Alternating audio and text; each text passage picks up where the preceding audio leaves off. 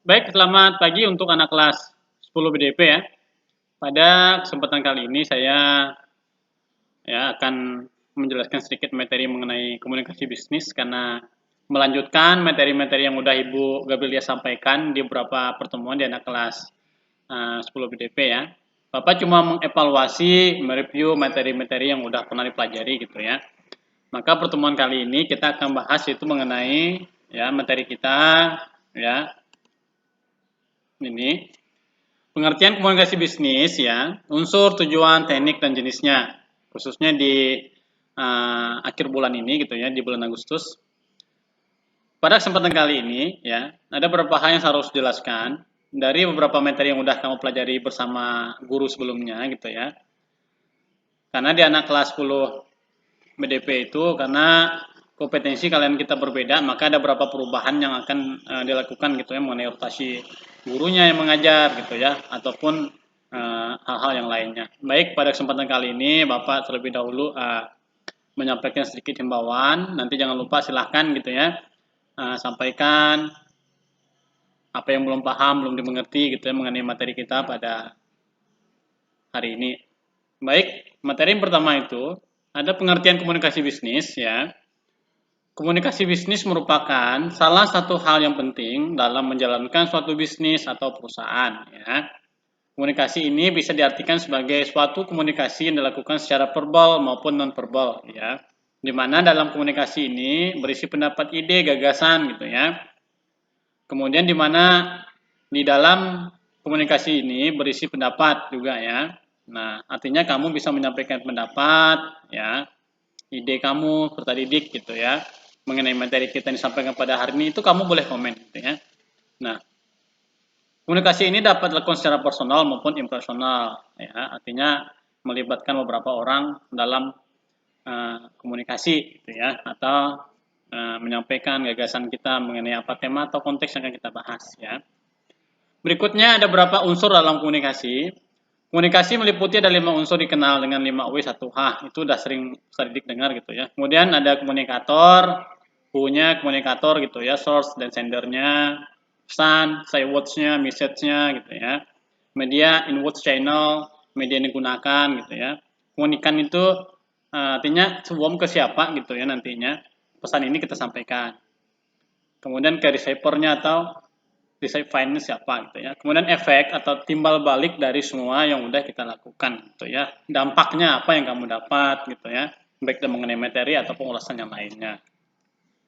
Ada unsur komunikasi bisnis, terdapat tujuan, ada pertukaran, ya, berisi informasi, gagasan, opini, instruksi, manfaat, saluran personal atau impersonal gitu ya, memakai simbol atau sinyal, ya, kemudian mencapai target ataupun tujuan organisasi. Di sini ini tidak terlalu detail saya jelaskan karena udah dibahas dengan Ibu Cici beberapa aspeknya gitu ya.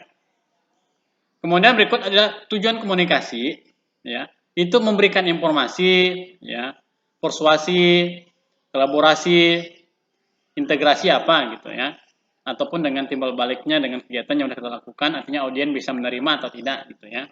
Nah, berikut yang pertama kita bahas yaitu memberikan informasi ya. Tujuan pertama dalam komunikasi adalah memberikan informasi yang berkaitan dengan dunia bisnis pada pihak lain atau di dunia industrinya gitu ya. Nah, sebagai contohnya, kalau memberikan informasi di sini gitu ya. Nah, pimpinan suatu perusahaan membutuhkan beberapa pegawai baru yang akan ditempatkan di beberapa staf, administrator, kantor-kantor cabang gitu ya. Kemudian untuk memperoleh pegawai yang diharapkan, ia harus memasang iklan lowongan kerja sesuai atau melalui media surat kabar, majalah, radio ataupun internet gitu ya. Karena mencari karyawan itu nggak mudah gitu ya. Apalagi dia memiliki kemampuan atau kompetisi yang dia mampu itu kita nggak bisa lihat kalau ketika kita baru menerima pekerja baru gitu ya. Artinya dia harus melakukan beberapa training dulu, apakah dia punya kecakapan melakukan komunikasinya baik gitu ya. Apakah dia punya aspek yang lainnya, akademisnya bagus gitu ya. Nah, berikutnya melakukan persuasi ya. Nah, dari kedua belah pihak ini ya, komunikasi bisnis adalah melakukan persuasi kepada pihak lain gitu ya, agar apa yang disampaikan dapat dipahami oleh audiens. Audiens ini yang pendengarnya gitu, penyimak gitu ya, ataupun peserta didik gitu ya, dengan baik dan benar. Nah, hal ini sering dilakukan terutama yang berkaitan dengan negosiasi antara seseorang dengan orang lain ataupun dengan klien bisnis kita, gitu ya. Berikutnya ada kolaborasi, gitu ya. Tujuan dari komunikasi juga ada berapa di sini ya. Ada melakukan kolaborasi atau kerjasama, ya, bisnis antara orang dengan orang lain melalui jalinan atau komunikasi bisnis, gitu, hubungan, gitu ya. Seorang dapat dengan mudah melakukan pekerjaan bisnis baik antara perusahaan domestik maupun dengan perusahaan yang di luar kita atau negeri, gitu ya. Nah, teknik dalam komunikasi bisnis artinya di sini dia menyampaikan ada beberapa hal yang harus kamu ingat. Tekniknya ada 3, ya. Kemudian yang paling utama itu komunikasi, cara penyampaian. Apakah orang itu uh, menerima apa yang kita sampaikan atau gagasan yang kita punya atau ide, apakah dapat menerima atau malah kan dia bisa mengartikan bahwa kalau pendapat kita itu kurang bagus ataupun tidak signifikan, gitu ya, itu bisa jadi. Nah, perpaduan dari ketiga teknik tersebut yang di atas, gitu maksudnya ya, akan membuat setiap orang itu dapat menanggap, gitu, memahami pesan yang kamu sampaikan dengan jelas, gitu ya. Ada beberapa 3 tips teknik komunikasi itu dari beberapa hal yang aspek yang udah pernah kita pelajari, gitu ya. Nah, teknik yang komunikasinya verbal ya, itu digunakan mendiskusikan sebuah gagasan atau ide, mengekspresikan opini, gitu ya, menjawab pesan, kemudian pendengarnya yang baik, gitu ya. Komunikasi verbal itu yang efektif tentang pesan disampaikan dapat diterima dan berani untuk mendapat sanggahan. Nah, artinya ketika kamu menyampaikan, gitu ya, atau Bapak kamu menyampaikan, Pak, saya nggak paham atau itu kurang jelas. Nah, itu dibenarkan, gitu. Tanggapan itu merupakan pesan yang disampaikan untuk mencapai teknik komunikasi yang verbal, gitu ya. Nah, sehingga hal ini itu sangat penting untuk mengelola nada suara, ekspresi wajah ketika menyampaikan baik dia materi ataupun hal yang lainnya, gitu ya. Nah, menyampaikan pesan secara tatap muka atau face to face ataupun melalui telepon, gitu ya. Bagaimana nada suara kita, mengelola suara kita ketika kita menjawab teleponnya, gitu ya. Misalnya dari klien kita pengen bertanya apa mengenai kemajuan perusahaan, omsetnya, penjualan dan segala macam, gitu ya. Maka ketika kita menyampaikan apakah nada kita itu terdengar baik atau tidaknya, itu kamu harus belajar juga, gitu ya. Nah, kemudian berikut ada beberapa kegiatan yang membutuhkan komunikasi secara verbal, ya, rapat. Verbal itu maksudnya resmi, ya, yang sering kita gunakan dalam percakapan sehari itu yang benar. Enggak pakai bahasanya yang kira-kiranya nggak enak didengar, gitu ya. Nah, dalam rapat, telepon resmi, meeting project, gitu ya, presentasi. Ini contoh kalau di Bapak itu di nomor 4. Maka artinya ketika kamu kurang menginginkan, gitu ya, atau kurang pas, itu boleh kamu sampaikan, boleh. Karena komunikator yang baik itu menerima saran dari audiensnya, gitu ya. Nah, jadi ada timbal balik kegiatan tersebut. Jadi itu baru dinamakan dengan komunikasi, gitu ya. Nah, ini menurut, gitu ya. Ini menurut ya, ada beberapa tanggapan, gitu ya. Menurut data laporan psikologi komunikasi bahwa lebih dari 90%, harus diingat 90% itu disampaikan melalui komunikasi nonverbal. Ya, yaitu 55% itu bahasa tubuh, cara kita, nada kita, kemudian cara penyampaian seperti apa, gitu ya. Nah, kemudian 38%-nya nada bicara kita, apakah ditanggapi dengan baik atau tidak, atau kurang jelas biasanya ya. Nah, kemudian 7% dalam kata kita sampaikan, data ini menunjukkan bahwa tubuh kita adalah yang penting ketika berinteraksi dengan rekan bisnis. Artinya ketika saya menyampaikan, gitu ya, dengan komunikasi yang seperti ini, pasti peserta didiknya belum terlalu puas karena kita belajarnya masih menggunakan daring, gitu ya. Maka ketika kamu bisa melihat atau menilai Bapak dalam berkomunikasi yang verbal maupun non verbal, itu kamu bisa menilai berapa persen ini, gitu ya. Nah, berikutnya ada beberapa komunikasi menggunakan bahasa tubuh termasuk gerak, ya, gestur, postur, ya, kontak mata. Kemudian ada memperhatikan dalam aspek komunikasi non verbal itu ketika kita melihat kemana arah kita memandang, gitu ya, ataupun cara kita berpikir, orang bisa melihat bagaimana kegiatan-kegiatan yang kita lakukan itu bisa sesuai dengan materi yang dipaparkan, gitu ya, mana yang lebih baik atau tidak, gitu ya. Nah, kemudian di sini ya, kontak mata menunjukkan apakah kamu tertarik dengan apa yang dibicarakan, gitu ya. Ada beberapa jenis ketika kamu melihat apakah kamu suka atau tidak, itu juga ada versinya juga ya. Nah, kemudian juga nada bahasanya apakah enak kamu dengar atau tidak. Biasanya kalau kamu saking enaknya itu tertidur biasanya kan gitu. Nah, itu udah menunjukkan komunikasi kita itu udah tidak ada atau kurang berjalan dengan baik gitu ya. Nah, tatap muka juga durasi lama atau dengan kontak mata gitu ya. Karena jika terlalu lama bisa menimbulkan arti agresivitas, artinya ketika saya melihat kamu, kamu itu ngapain? Nah, kamu juga pasti melihat saya. Kamu mulai diam seperti ini, ataupun kamu bahkan bisa menyampaikan, Pak, misalnya saya berpendapat seperti ini, kalau mengenai komunikasi ini begini, gitu ya, itu boleh. Ya. Nah, ada komunikasi tertulis di sini. Contohnya paling mudah itu email. Jika kamu menggunakan pesan atau message gitu ya, WA atau apa gitu, boleh ya. Email adalah salah satu contoh komunikasi tertulis yang paling mudah ditemui dalam komunikasi tertulis gitu ya. Kebanyakan perusahaan menggunakan email atau media pesan elektronik lainnya untuk berkomunikasi dengan timnya. Artinya gini, kenapa menggunakan email gitu ya? Email itu menggunakan pengetikan, tidak boleh menggunakan saya gitu ya, ataupun perusahaan secara singkat. Berarti dia harus menjelaskan namanya, nama gitu ya, kelas, ya, mapel, jurusan gitu. Ini harus jelas. Seperti kamu mengisi form data, form, ada nama, kelas, dan segala macam itu harus benar. Seperti itu menggunakan komunikasi tertulis yang benar gitu ya. Email ditampilkan lebih dari gitu ya, lebih dari beberapa kontennya juga kan kurang baik biasanya. Maka minimalkan disisipkan satu baris atau paragraf dari kalimatnya yang udah pernah kamu sampaikan gitu, misalnya dalam meeting atau rapat gitu ya. Nah, ada beberapa yang harus kamu ingat di sini. Meskipun email tampil lebih santai daripada surat biasa, itu email masih meliputi bobot yang sama tergantung bagaimana kamu menyampaikan di perusahaannya kamu, gitu ya. Itu juga sama, misalnya ada buku di anak kelas 10 BDP seperti ini, ya. Apakah buku ini kamu tertarik atau tidak itu juga sama, gitu ya. Ketika kamu melihat komunikasi kamu dengan uh, daya penglihatan kamu atau inderanya kamu, gitu, apakah kamu tertarik atau tidak, kita nggak tahu, gitu ya. Khususnya Bapak. Nah, ketika kamu melihat buku ini, apakah kamu pengen mengerjakan atau tidak? Nah, itu contohnya aja paling gampang gitu ya. Apakah bukunya masih bersih, tugas nggak pernah dikerjakan? Nah, itu juga sama. Berarti komunikasi kamu dengan seseorang itu mulai tidak baik. Itu contoh simpel aja gitu ya. Nah, yang harus kamu ingat juga, ada beberapa hal yang harus dipertimbangkan ketika berkomunikasi secara tertulis. Ada audiens itu artinya orangnya di situ. Ya. Nah, pikiran tentang target audiens yang akan membaca email kamu gitu ya.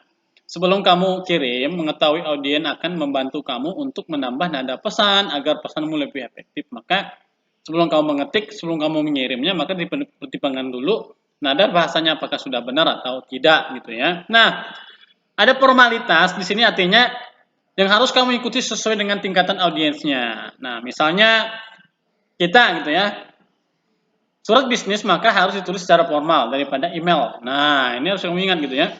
Nah, dengan teman atau keluarga. Nah, kita juga harus mempertimbangkan format ya dalam menulis email ya, pengetikannya, jenis fontnya gitu ya.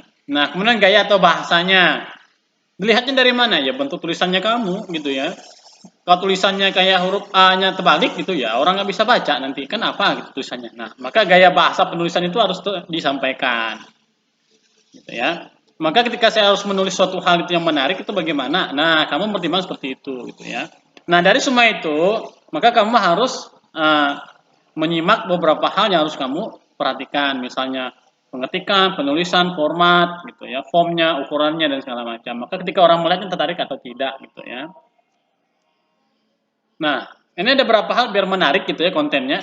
Saya akan tampilkan beberapa sedikit Excel gitu, biar kamu mengerti gitu ya. Nah, ini misalnya Excel yang saya punya gitu ya.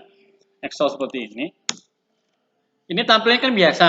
Nah, maka ketika saya menampilkan seperti ini gitu ya. Nah, saya akan cari beberapa gambarnya gitu ya.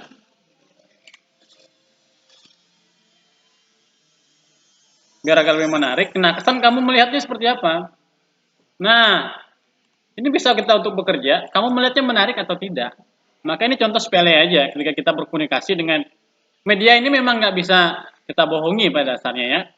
Ketika kita menggunakan beberapa fasilitas pemerintah, apakah kamu tertarik atau tidak? Ini seperti itu. Ya, ini juga sama. Nah, dari dua tampilan ini mana yang kamu lebih sukai? Itu contoh gampang dalam komunikasi.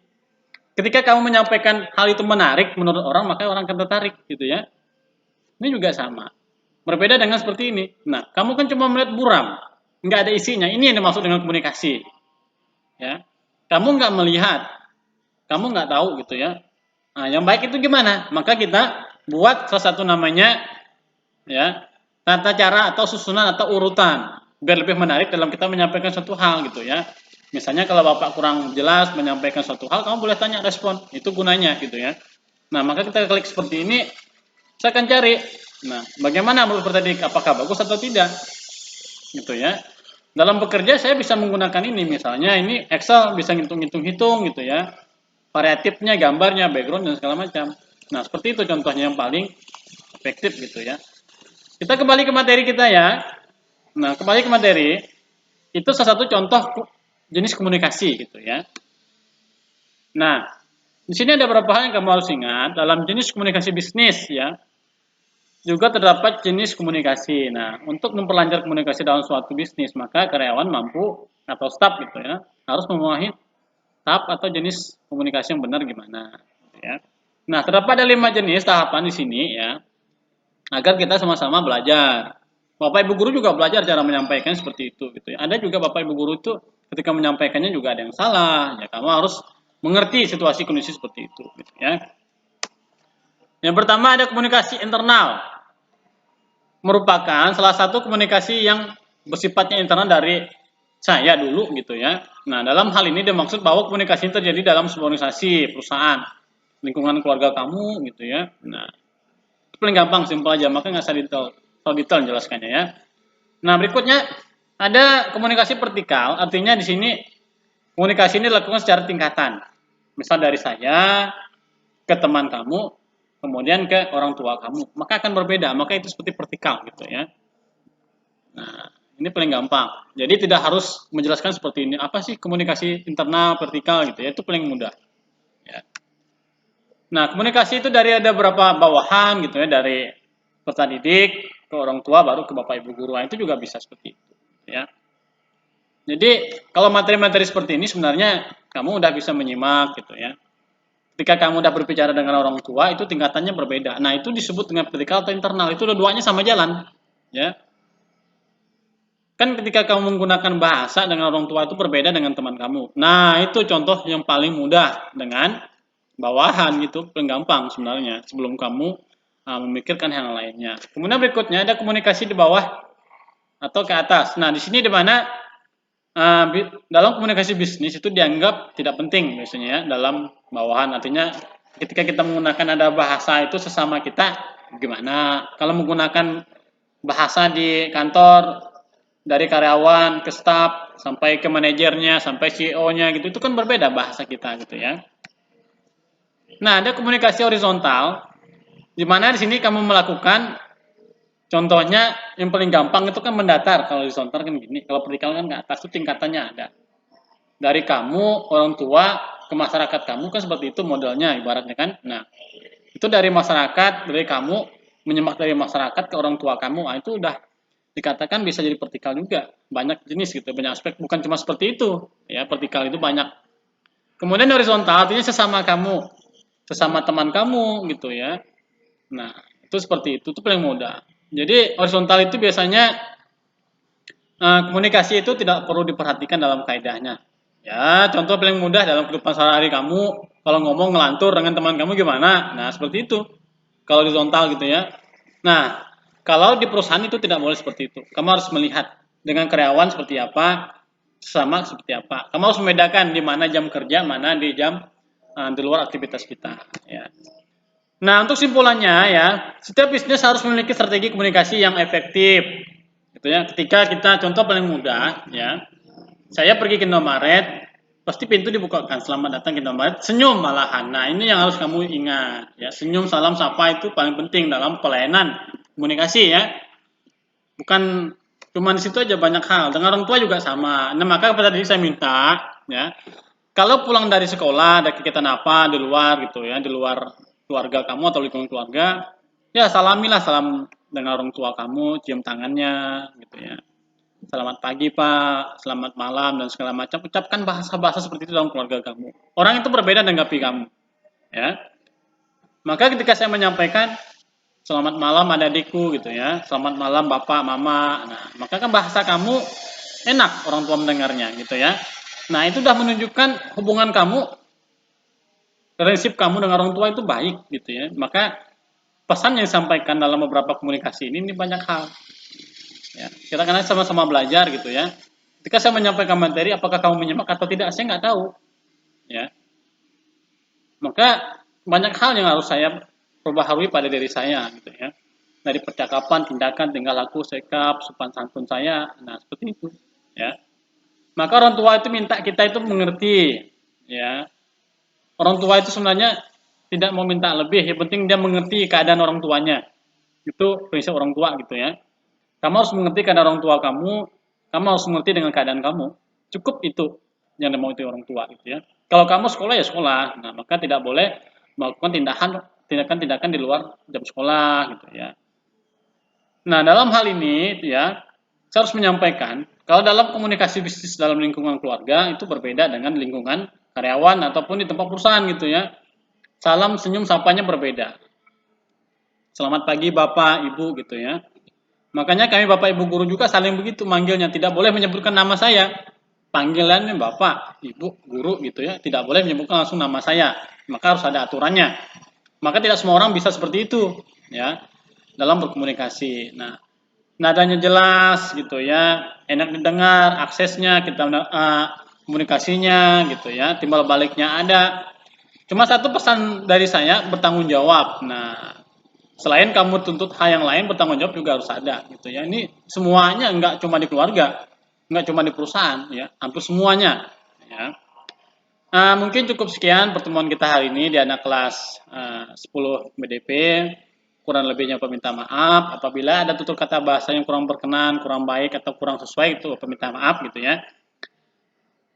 Saya ucapkan selamat belajar ya. Semoga apa yang kamu kerjakan di rumah, membantu orang tua ataupun kegiatan aktivitas lainnya, semoga itu berkenan untuk orang tua kamu dan terlebih lagi untuk Sang Pencipta kita, itu Tuhan Yesus Kristus gitu ya. Nah, mungkin ini aja yang bisa saya sampaikan, kurang lebihnya minta maaf gitu ya. Selamat pagi, semoga Tuhan Yesus memberkati di anak kelas 10 BDP.